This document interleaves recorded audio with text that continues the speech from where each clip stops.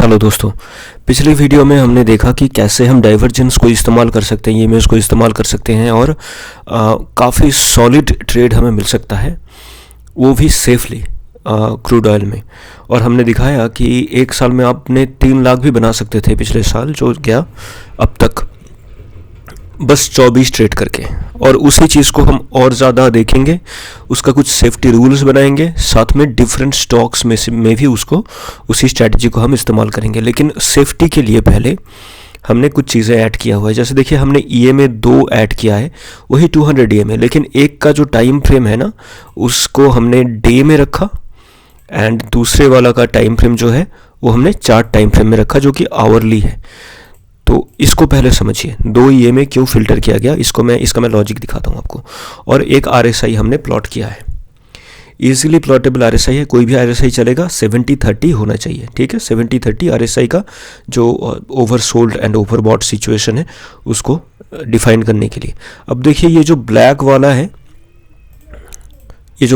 है hourly RSI है, 200 hourly EMA है 200 and this one is daily. अब जब प्राइस दोनों के ऊपर हो तो ऑब्वियसली बात है बुलिश है, तो हम बुलिश सिचुएशन से ढूंढेंगे। जैसे हमें यहाँ पे मिल गया और यहाँ पे हमने ट्रेंड लाइन ब्रेकआउट पे ट्रेड कर लिया, 1:2 ईजी टारगेट हमें मिल गया, है ना। लेकिन अब अगर हमें सेल एंट्री लेना हो तो फिर कहाँ पे लेना है, पहले इन चीज़ों को थोड़ा सा मैं आपको दिखाऊंगा। पिछले 2020 से मुझे चार्ट मिला है इसका, और 2020 से हमने जो भी ट्रेड यहाँ पे किए हैं वो 80% टाइम हमें अच्छा प्रॉफिट देके गया 1:2 रिस्क रिवॉर्ड के साथ। लेकिन स्ट्रिक्टली हमें फॉलो करना पड़ेगा, ओवर ट्रेड नहीं करना है, फॉलो करना है। पहले कुछ चीज़ें बता दूँ, इस ईएमए का जो डिफरेंस क्या होता है, कैसे हम क्या करते हैं, वो पहले जब चार्ट में जाके ना समझाता हूँ। यहाँ पे मुझे ये है यूएस ऑयल का चार्ट। यूएस ऑयल का चार्ट हम क्यों देखते हैं, जैसे एसजीएक्स निफ्टी हम देखते हैं निफ्टी के चार्ट के लिए।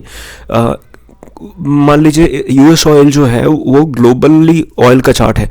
अब अगर हमें हमारे क्रूड ऑयल में ट्रेड करना है तो फिर यूएस ऑयल के चार्ट को देख के ट्रेड करना है, उससे ट्रेड का एक्यूरेसी जो होगा काफ़ी अच्छा होगा। यहाँ पे मुझे 2021 का मिला मतलब पिछले 1 साल का। और यहाँ पे हम कुछ चीज़ों को देखेंगे। पहली बात, दोनों ईएमए जब एक के ऊपर एक हो तो फिर क्या है, प्राइस क्लियरली बुलिश है, नो डाउट। अब अगर चॉपी हो, बीच में हो प्राइस, तो फिर बेटर है कि यहाँ पे हम ट्रेड ना करें। जैसे यहाँ पे बीच में हम ट्रेड ना करें तो वो बेटर है, ठीक है। फिर भी हमने कुछ ट्रेड्स लिए हुए हैं, वो एक्सपीरियंस पे आएगा, लेकिन सेफ्टी के लिए ना करें तो बेटर है। और जब प्राइस दोनों ईएमए के नीचे होगा तो हम सेल का एंट्री देखेंगे। रूल आपको पता है कि आपको एक डाइवर्जेंस स्पॉट करना है। मान लीजिए यहाँ पे अपने एक डाइवर्जेंस स्पॉट किया है, जो कि मैं आपको समझाऊंगा फिर से। ये देखिए, यहाँ पे ऊंचा है, यहाँ पे नीचा है, तो फिर ये डाइवर्जेंस हो गया। तब हमें एक ट्रेंड लाइन फाइंड आउट करना है। जैसे हमने यहाँ पे एक ट्रेंड लाइन को फाइंड आउट किया है, ये वाला ट्रेंड लाइन हमने फाइंड आउट किया है। और उसके बाद ट्रेंड लाइन का ब्रेकआउट हुआ 200 ईएमए के ऊपर, और प्राइस भी था 200 ईएमए के ऊपर, तो ये बुलिश था। हमने यहाँ पे एंटर किया, स्विंग लो पे स्टॉप लॉस लगाया, 1:2 को हमने राइट किया, जो कि यहाँ पे देखिए $1.96 का प्रॉफिट हुआ, तो 2.97% का। अब क्रूड ऑयल में चलते हैं और हम इस विस्तारित तरीके से हम इसको देखेंगे। पहले से दिखाऊंगा मैं आपको। मुझे जितना चार्ट मिला कंप्लीटली मैंने बैक टेस्ट किया हुआ है इसको, और सबसे सेफ तरीके से बैक टेस्ट किया, मतलब कंप्लीटली रूल बेस्ड, रूल के अगेंस्ट कोई भी नहीं गया। और मुझे यहाँ पे चार्ट कहाँ से मिला, 2020 तक का मुझे चार्ट मिला।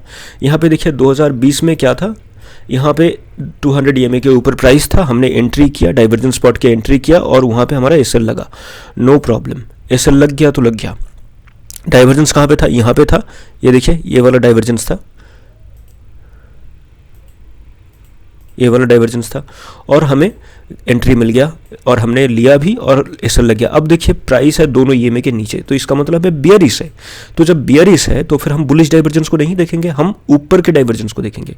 कहाँ पे ये चीज़ें बन रहा है, ये देखिए उल्टा, प्राइस जा रहा है ऊपर लेकिन ये बन रहा है नीचे, तो ये हो गया बियरिश डाइवर्जेंस। तो बियरिश डाइवर्जेंस हमने स्पॉट कर लिया।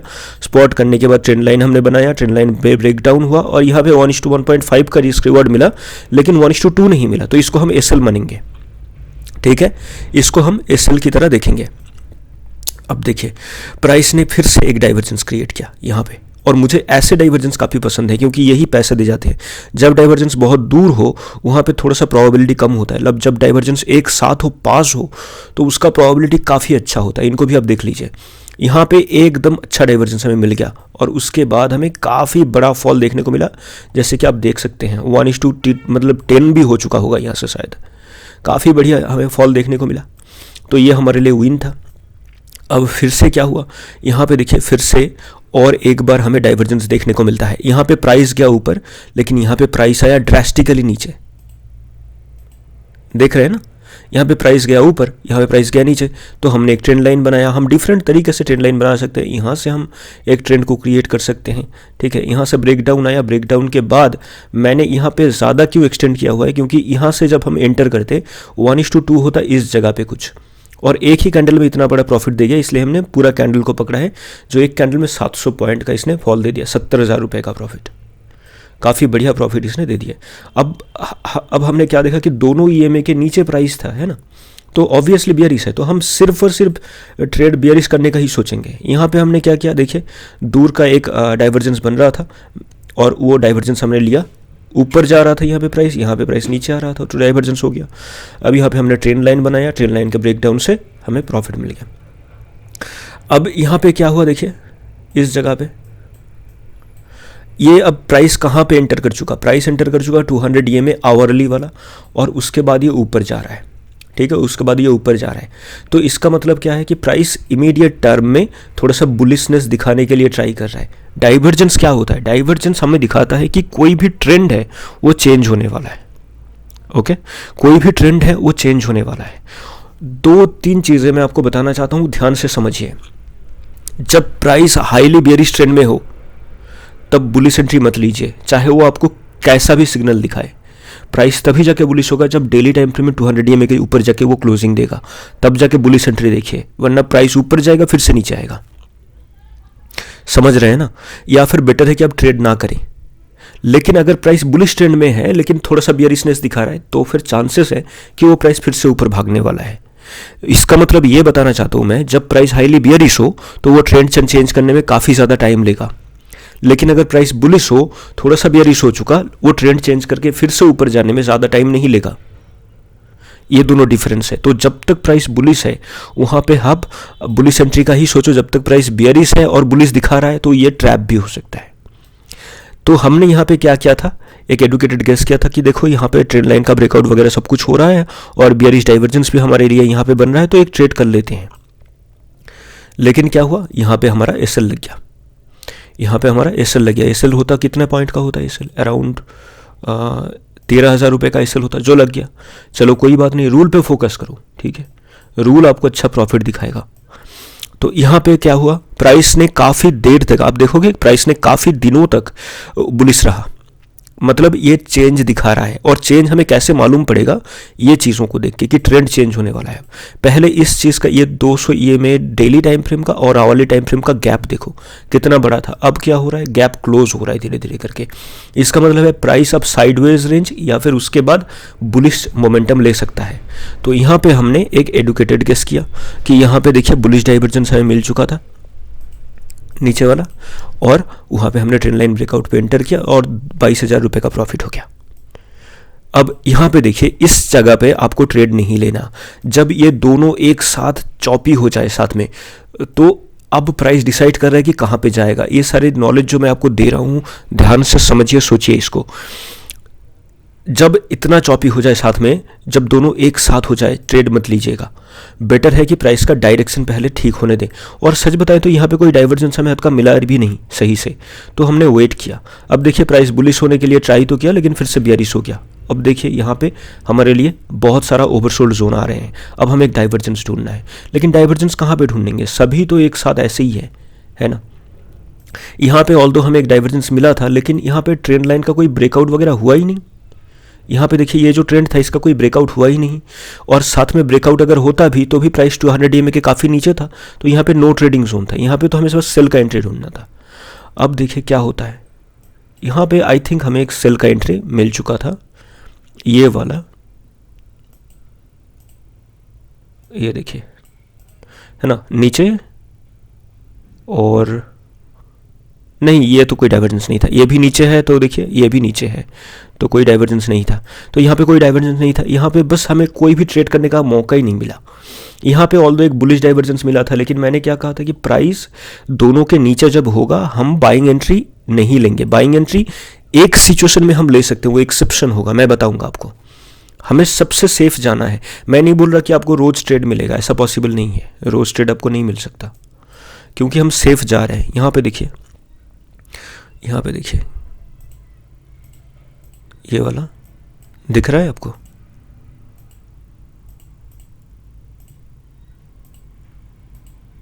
बेयरिश डाइवर्जेंस मिला, बेयरिश डाइवर्जेंस मिला, और हमें पता है कि ये ट्रेंड जो है अभी बेयरिश ही चल रहा है, बुलिश नहीं हुआ अब तक।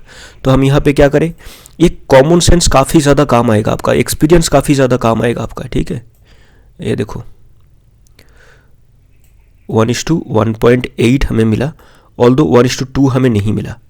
हाँ, एसएल अगर थोड़ा सा छोटा रखते तो फिर मिल जाता, बिल्कुल थोड़ा सा, मतलब थोड़ा सा छोटा मतलब कि ज़्यादा छोटा नहीं है। देखिए ये जो प्रीवियस स्विंग लो था उसके ऊपर ही हमारा एसएल है, बस एसएल 60 पॉइंट का था, हमने 54 पॉइंट का कर लिया और कुछ नहीं। अब हमें 1:2 हमें ईजिली मिल गया, और तब अगर नहीं मिलता तो भी पुल बैक में नेक्स्ट टाइम तो मिल ही जाता। तो यहाँ पे आपको ट्रेंड समझना है, ट्रेंड समझ गए तो सब समझ गए।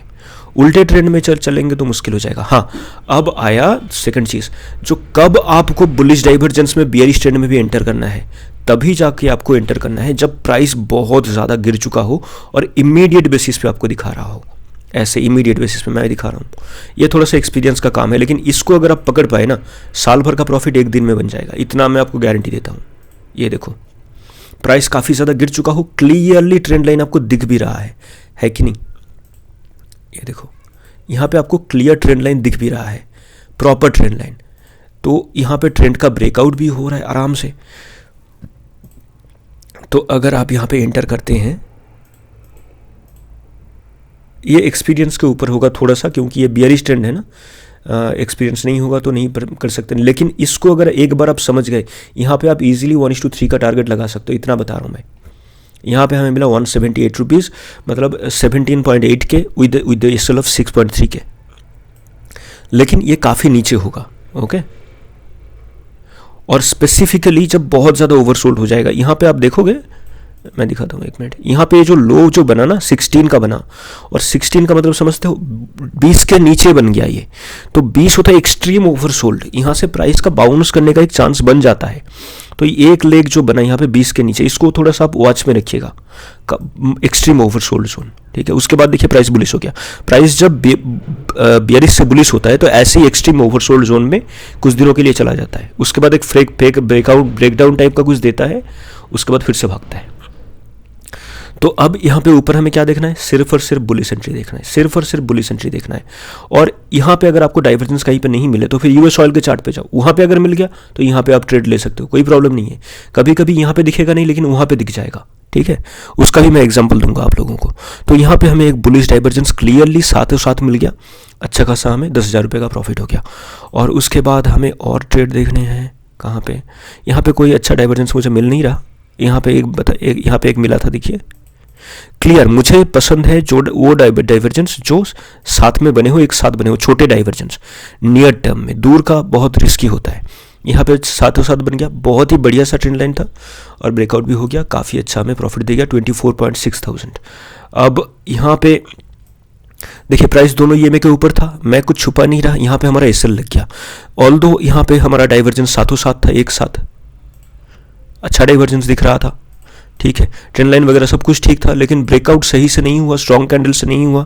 लेकिन हम तो एंटर करेंगे ब्लाइंडली, हमने एंटर किया और हमारा एसएल जो है 12,000 रुपये का लग गया। अब यहाँ पे हमें फिर से और एक एंट्री मिला कुछ दिनों के बाद, ठीक है। आपका जो लॉस था वो यहीं पे रिकवर होने वाला था। अब देखिए यहाँ पे हो गया, ट्रेंड लाइन हमने अच्छा खींचा, परफेक्ट ट्रेंड लाइन था। उसके बाद जो ब्रेकआउट हुआ 14,000 रुपये का हमें प्रॉफिट हो गया। कितने रिस्क से, 65 मतलब 6,000 साढ़े 6,000 रुपये के रिस्क से। और इसको अगर हम राइट करते तो अलग बात थी। अब यहाँ पे सेम डाइवर्जेंस 14,000 रुपये का, यहाँ पे बहुत ज़्यादा बियरिश हो चुका था। और यहाँ पे इसका लेग देखिए, एक मिनट, ये देखिए ये नीचे कहाँ तक आया था, 17, 16, 15 तक आया था ये। तो 15 तक आया था, मैंने कहा था एक्सट्रीम ओवरसोल्ड जोन हो जाता है उसके लिए, प्राइस के लिए। यहाँ तक जब आता है बहुत नीचे तो उसके बाद ट्रेंड चेंज हो गया इजीली। यहाँ पे मैंने कहा था कि इसको अगर राइड कर सको तो 1:3 आप आराम से लगा सकते हो। 1:3 देखते हैं होता है या नहीं। ये देखो, एक मिनट, ये टॉप से 1:3.4, तो 40,000 रुपये का प्रॉफिट होता है। मैंने कहा था ना, एक बार अगर आप इसको पकड़ पाए ना, ये वाला आपको हर रोज़ नहीं मिलेगा, 2-3 महीने में एक बार ही मिलेगा ये, लेकिन ये आपको 2-3 महीने का प्रॉफिट एक दिन में दे जाएगा।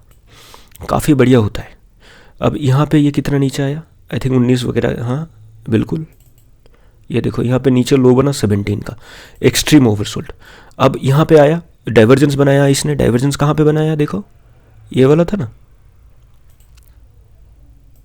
ये देखो यहाँ पे ये नीचे, यहाँ पे ये ऊपर, और डाइवर्जेंस के बाद यहाँ पे 25,000 का प्रॉफिट दे गया। मैंने कहा था ऐसे पकड़ पाओ तो 1:3, 1:3 ऑब्वियसली बात है ट्रेडर्स के लिए, लेकिन आपके लिए तो 1:2 काफ़ी है। यहाँ पे 372 पॉइंट, मतलब 37.2 के। यहाँ पे फिर से एक डाइवर्जेंस इसने बनाया, अच्छा प्रॉफिट देगा 19,000 का, ठीक है। यहाँ पे इन जगहों पे कोई भी बुलिश डाइवर्जेंस हमें नहीं दिखा। आप टेस्ट कर लो, मैं अगर झूठ बोल रहा हूँ तो आपको खुद दिख जाएगा वो। यहाँ पे देखो, यहाँ पे हम फंसे थे शायद, ये वाला ऊपर बुलिश डाइवर्जेंस हो गया, नहीं फंसे, ठीक है। मैंने कहा था कि प्राइस अगर बुलिश से थोड़ा सा बियरिश हो जाए तो फिर उसे बुलिश होने में ज़्यादा टाइम नहीं लगता। ये उसका बेस्ट एग्जांपल है। देखो दोनों ईएमए के नीचे प्राइस आ गया, लेकिन ज़्यादा देर टिका नहीं, और फिर भी अगर हमें सेफ एंट्री करना है, देखिए हम इजीली रूल बना सकते हैं कि चलो जब तक प्राइस बुलिश कंप्लीटली नहीं हो जाता, 200 ईएमए के ऊपर नहीं आता, तब तक हम ट्रेड नहीं करेंगे। और मेजर सप्लाई डिमांड का जो कॉन्सेप्ट है वो काम पे आएगा। सप्लाई डिमांड का कॉन्सेप्ट अब थोड़ा सा सीखना पड़ेगा आपको, इस वीडियो में मैं तो नहीं बता सकता। यहाँ पे सप्लाई जोन था, सप्लाई जोन को इसने ब्रेक किया, उसके बाद आपका एंट्री था, और इसे हम सप्लाई जोन कैसे ढूंढते हैं, क्या करते हैं, वो थोड़ा सा आपको सीखना पड़ेगा। 13.5 के, और ये आपको 1:2 दे गया कि नहीं दे गया, ये देखिए 1:2, 28,000 रुपये का ये आपको प्रॉफिट देगा। तो सप्लाई डिमांड कॉन्सेप्ट को यहाँ पे फिल्टर के लिए ऐड करो। सप्लाई डिमांड कॉन्सेप्ट खुद से ही बड़ा है, मैं मेरे कोर्स में सप्लाई डिमांड सिखाता हूँ, वहाँ पे टोटल 60 आवर्स का मटेरियल सिर्फ और सिर्फ सप्लाई डिमांड पे ही है। इतना आसान कॉन्सेप्ट ये नहीं है, लेकिन ये आपका ट्रेड बचाता है, पैसे बचाता है, और हम मोस्टली सप्लाई डिमांड पे ही ट्रेड करते हैं। ओके, यहाँ पे डाइवर्जेंस बना, अच्छा प्रॉफिट हमें दे गया 28.3, मतलब 28.3 के। यहाँ पे देखोगे आप, यहाँ पे कोई डाइवर्जेंस नहीं बना, देखो यहाँ पे कोई डाइवर्जेंस नहीं बना, लेकिन मैं जो बोल रहा था आपको, चलो यूएस ऑयल चार्ट पे चलो। यूएस ऑयल में डाइवर्जेंस बना है ना, ये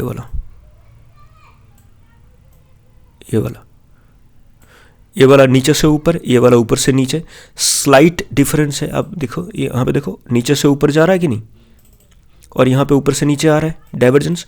तो यूएस ऑयल में डाइवर्जेंस है, बस हमारे क्रूड ऑयल में डाइवर्जेंस नहीं। चलो कोई बात नहीं, यूएस ऑयल में तो है ना, तो उसी पे ही ट्रेड करेंगे। तो कितना फेलियर है मुझे बताइए।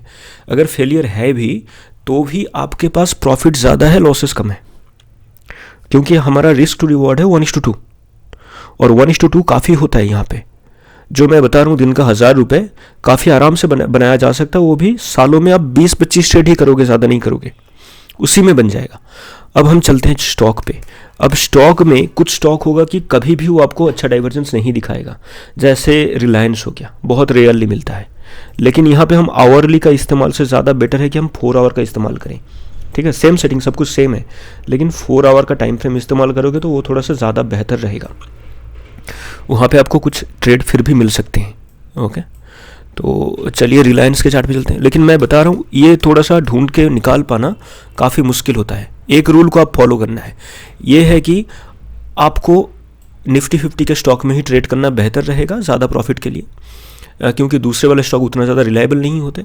दूसरी बात है, ये आपको रेयरली मिलेगा, क्लियर ट्रेंड चाहिए, और प्राइस दोनों ईएमए के ऊपर चाहिए। मतलब 4 आवर वाला ये जो 200 ईएमए है और 1 डे वाला 200 ईएमए, दोनों के ऊपर चाहिए। अब देखो यहाँ पे रिसेंट टाइम फ्रेम में रिलायंस में हमें अच्छा खासा डाइवर्जेंस देखने को मिला था। एक मिनट, इसको वाइट करते हैं।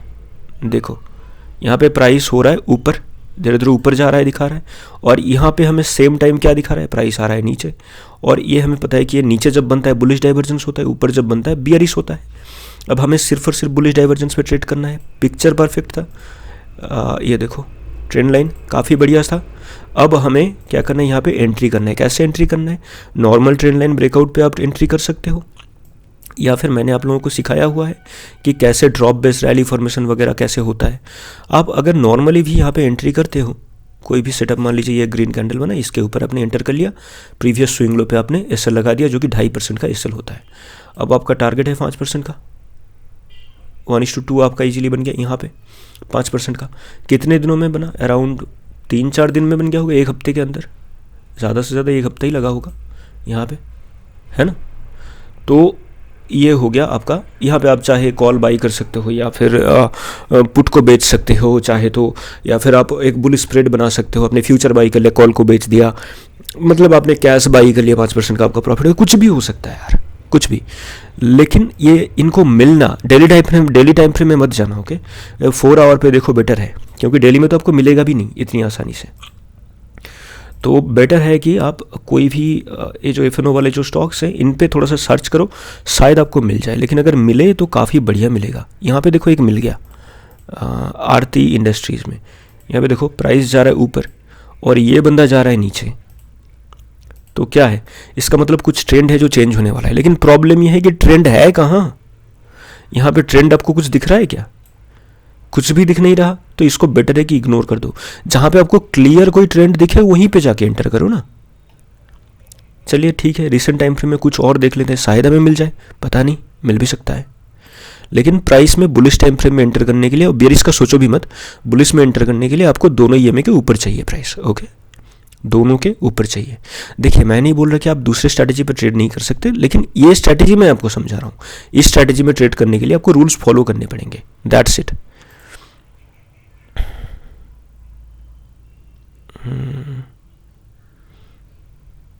हाँ मिल गया, एक मिल गया, यहाँ पे मिल गया आई थिंक। ये देखो एसीसी में हमें मिल गया, यहाँ पे डाउन, यहाँ पे प्राइस जा रहा है, आप दिखाता हूँ। यहाँ पे प्राइस क्या दिखा रहा है, यहाँ पे प्राइस बता रहा है यार ये तो आप जा रहा है, और यहाँ पे आपको क्या दिखा है, अरे ये तो ये सेम टाइम फ्रेम में डाउन जा रहा है। तो चलो यहाँ पे क्लियर भी ट्रेंड लाइन भी हमें क्लियर दिख रहा है कि नहीं, तो हमने बना लिया ट्रेंड लाइन, ये वाला, एक मिनट, हाँ ये, तो हमने ट्रेंड लाइन क्लियरली बनाया, ट्रेंड लाइन का ब्रेकआउट भी हो गया। चलो एंटर करते हैं।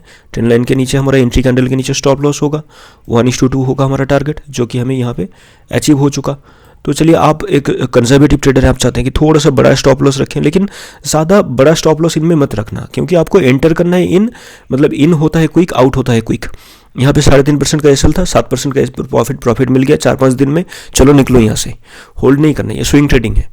तो यहाँ पे अगर आप कॉल बाई करते हो तो वो तो इजीली डबल हो जाएगा, ऐसा कुछ नहीं है। हीरो जीरो वाला कॉल आप बाई कर सकते हो, जैसे मान लो यहाँ पे 2376 का आपको चल रहा था प्राइस, तो आपने क्या किया, 2500 का यहाँ पे कॉल बाई कर लिया। तो 2500 का अगर आपने कॉल बाई कर लिया होता वहाँ पे 5-7 रुपये 10 रुपये का चलता, अब वो 10 रुपये 20 या 30 हो चुका होगा यहाँ पे ईजिली। आई होप आप लोगों को समझ में आ रहा है। तो कुछ और एग्जाम्पल दिखा के मैं इसको क्लोज करूँगा।